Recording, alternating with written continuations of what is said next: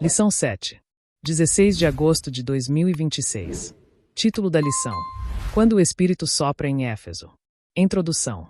Durante sua terceira viagem missionária, Paulo estabeleceu em Éfeso um dos mais relevantes centros do cristianismo primitivo. Capital da província da Ásia, a cidade era estratégica no comércio, nos transportes e na religião, marcada pela idolatria e por práticas ocultistas ligadas ao culto de Ártemis. Nesse cenário espiritualmente desafiador, Atos 19 registra um poderoso mover de Deus, revelando que o derramamento do Espírito Santo é capaz de confrontar o pecado, restaurar vidas e transformar cidades inteiras.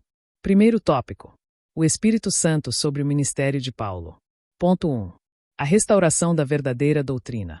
Ao chegar a Éfeso, Paulo encontra discípulos que haviam recebido apenas o batismo de João, possuindo uma compreensão parcial do Evangelho.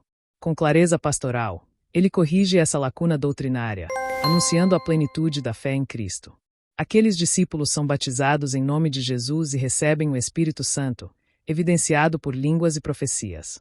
O texto revela que todo verdadeiro derramamento do Espírito começa com o alinhamento à verdade bíblica. Em tempos de confusão espiritual e relativismo religioso, a restauração da sã doutrina continua sendo o fundamento indispensável para um mover genuíno do Espírito. Ponto 2. O ensino perseverante diante da resistência. Durante 3 meses, Paulo ensina na sinagoga, anunciando o reino de Deus e procurando convencer judeus e gentios. Contudo, a resistência cresce, e muitos passam a falar mal do caminho, expressão que descreve não apenas uma doutrina, mas um estilo de vida centrado em Cristo. Diante do endurecimento, Paulo se retira e separa os discípulos, mostrando que fidelidade à verdade exige discernimento. Em uma sociedade marcada pela intolerância à fé cristã, o texto ensina que o Espírito conduz a igreja a novos espaços sem comprometer sua identidade. Ponto 3. Formação sólida que transforma uma região inteira. Na escola de Tirano, Paulo passa a ensinar diariamente, investindo tempo, disciplina e profundidade na formação espiritual dos discípulos. O resultado é extraordinário. Toda a Ásia ouve a palavra do Senhor. O ensino consistente prepara o terreno para milagres, libertação e transformação social. Assim também hoje, cidades e nações são impactadas quando a igreja alia a palavra, espírito e perseverança. Esse mover em Éfeso prepara o cenário para manifestações ainda mais visíveis do poder de Deus, como veremos no próximo tópico, quando o Evangelho confronta diretamente as forças espirituais que dominavam a cidade. Segundo tópico: o derramamento do Espírito Santo e o impacto do Evangelho na cidade. Ponto 1. Manifestações extraordinárias do poder do Espírito. O derramamento do Espírito Santo em Éfeso não se restringiu à proclamação verbal do Evangelho, mas foi confirmado por sinais extraordinários. Deus operava milagres incomuns por meio de Paulo, promovendo curas e libertações que autentificavam a mensagem anunciada. Até objetos que tocaram o apóstolo tornaram-se instrumentos da ação divina, não por si mesmos, mas pelo poder de Deus que responde à fé.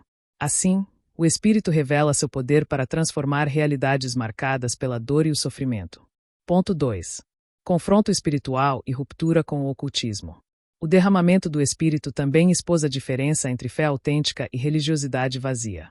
Os filhos de Seva tentaram usar o nome de Jesus sem relacionamento com ele e foram envergonhados, demonstrando que a autoridade espiritual não se imita, mas procede de comunhão com Cristo. O impacto foi profundo. Muitos confessaram pecados e abandonaram práticas ocultistas, queimando publicamente livros de magia de alto valor. O Espírito Santo produziu arrependimento visível e transformação concreta. Assim também hoje, o verdadeiro mover de Deus liberta pessoas de enganos espirituais, dependências ocultas e falsas promessas que continuam seduzindo sociedades inteiras. Ponto 3. A palavra que cresce e transforma uma cidade inteira.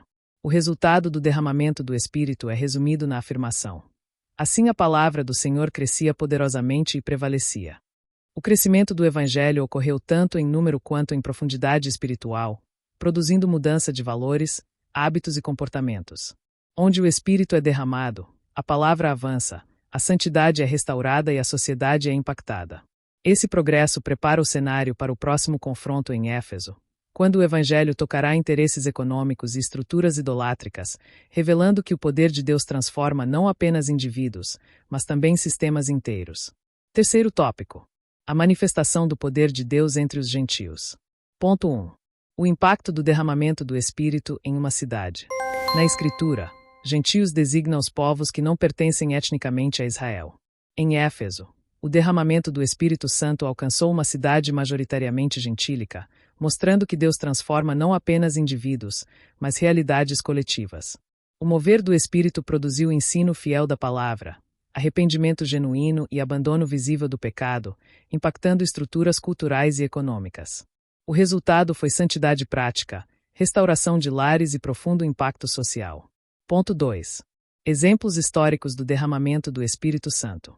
Ao longo da história, Deus tem derramado seu Espírito em momentos decisivos. No Pentecostes, a Igreja nasceu revestida de poder e testemunho. No país de Gales, de 1904 a 1905, o avivamento do Espírito produziu conversões e transformação social.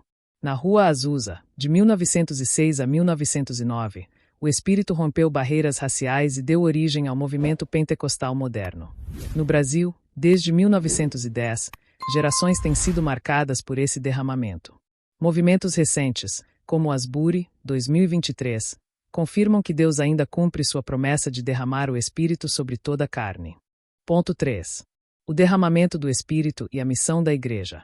Em Éfeso, o derramamento do Espírito não permaneceu restrito à cidade. Tornou-se fonte de expansão missionária para toda a Ásia Menor.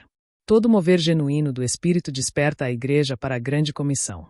Onde o Espírito é derramado, o medo cede lugar à ousadia e os crentes tornam-se testemunhas eficazes.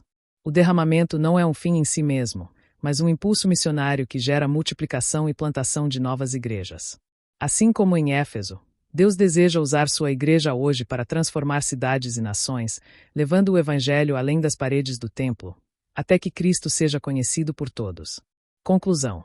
O derramamento do Espírito Santo em Éfeso revela que onde a palavra é ensinada com fidelidade, o Espírito atua com poder e o arrependimento produz compromisso, Deus transforma vidas e cidades. Não foi um mover superficial, mas profundamente espiritual e ético, gerando frutos duradouros. O Evangelho ali foi anunciado com ousadia, vivido em santidade e confirmado com poder. Essa mesma obra o Senhor deseja realizar hoje em sua igreja, quando permanecemos fiéis e sensíveis à sua ação.